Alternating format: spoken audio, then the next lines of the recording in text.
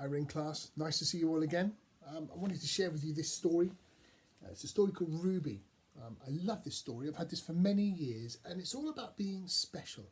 And I thought because you are all very special to me, I would share this story with you. So I hope you're sitting comfortably. I will begin.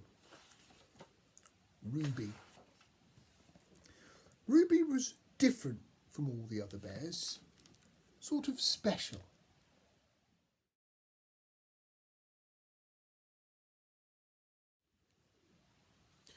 Mrs. Harris had been daydreaming when she made Ruby. She hadn't noticed that she'd used the spotted material that was meant for the toy leopards. And she didn't watch carefully when she sewed on the nose.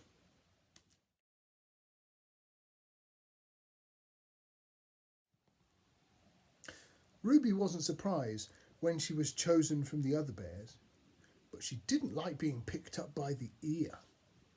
"Ouch! Get off!" she growled. Ruby's paw was stamped with an S and was thrown into the air. "Yippee! S is for special!" yelled Ruby.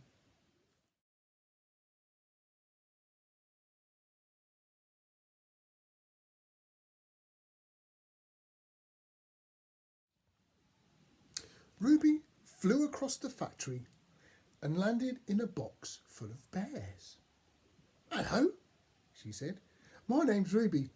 I'm special. See?" She held up her paw.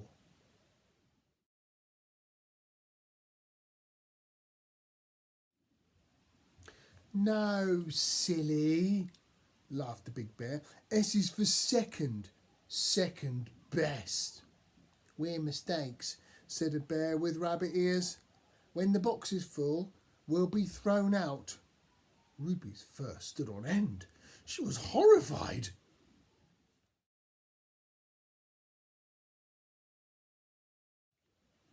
More bears joined them in the box. At last the machines stopped. They listened as all the workers chattered and hurried to catch the bus home. They heard the key turn in the lock, and then everything was quiet. One by one the bears fell asleep, all except Ruby. Ruby was thinking. The only sound was coming from the snoring of the big bear.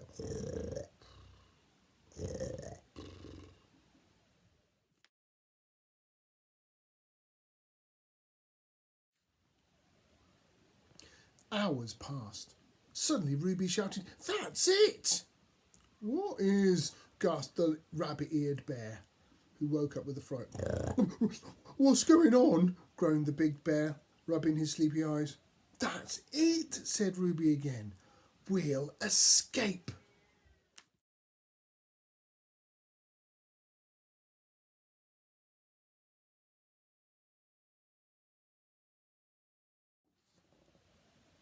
They looked for a way out. They rattled the windows. They pushed at the doors. "There is no way out," cried a little bear. "We're trapped." "This way," shouted Ruby, rushing into the cloakroom. They found a broken air vent. It was a very tight squeeze. They pushed and they pulled and they wriggled and they waggled until they were all in the yard outside.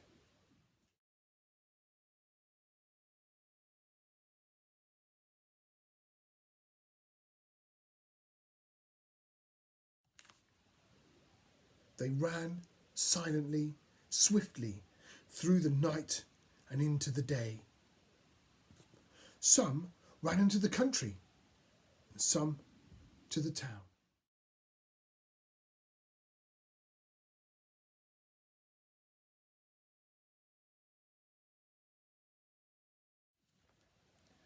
Some squeezed into letterboxes, some slipped through open windows, some hid in toy cupboards, and some crept into bed with lonely children.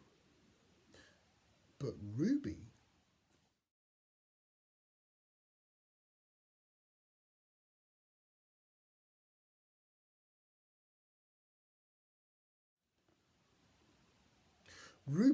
climbed into the window of the very best toy shop in town.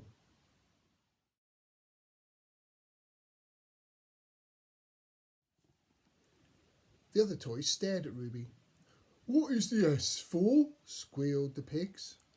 "Special," said Ruby proudly. All the toys shrieked with laughter. "Scruffy," said a smart-looking penguin. "Soppy," said the chimpanzee. "Stupid," giggled the mice. "Very strange for a bear," they all agreed.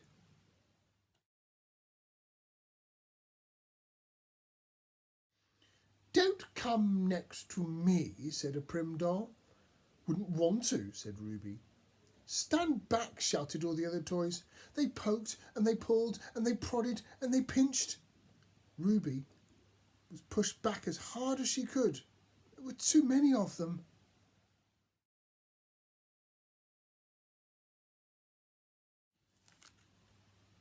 So Ruby spent all day at the back of the shelf. Then, just before closing time, a small girl came into the shop with her grandfather. They searched and searched for something different, something special. "That's the one," said the little girl. "Yes, Susie," said her grandfather. "That one looks very special."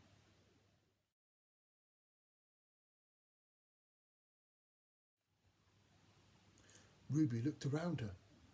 "Can they see me?"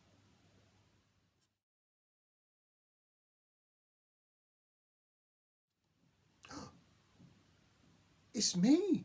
They're pointing at me. Whoopee!" "We'll have that one, please," said grandfather.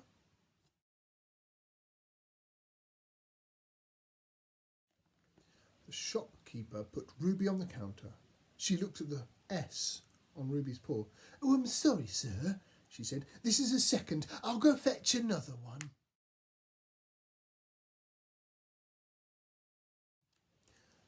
"No, thank you. That's just perfect," said grandfather. "It has character." "Character?" thought Ruby. "That sounds good." "Shall I wrap it for you?" the shopkeeper asked. "Not lightly," growled Ruby. "Who wants to be shoved in a paper bag?" "No, thank you," said Susie. "I'll have her just the way she is."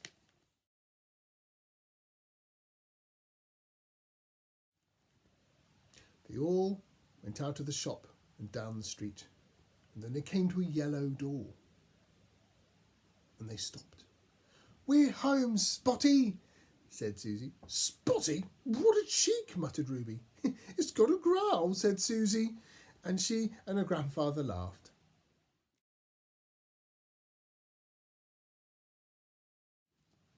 Susie took her coat off and a scarf and sat Ruby on her lap. Susie stared at Ruby and Ruby stared back. Suddenly, Ruby saw a little S, a little silver S, hanging on a chain around Susie's neck. "Hooray!" thought Ruby. "One of us. She's a special."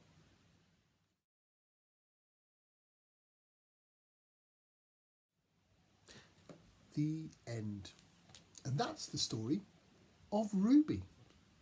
Now, Ruby may have looked a bit different, but in the end, it didn't matter that she looked different from all the other bears. She was unique. That means there was no one else like her. She was special. Special like you, special like me. Well, thanks for listening, Rain Class. I hope you liked that. Have a look at the description below at some of the things you're going to be doing about this story and have some fun. And I'll catch you soon. Bye-bye.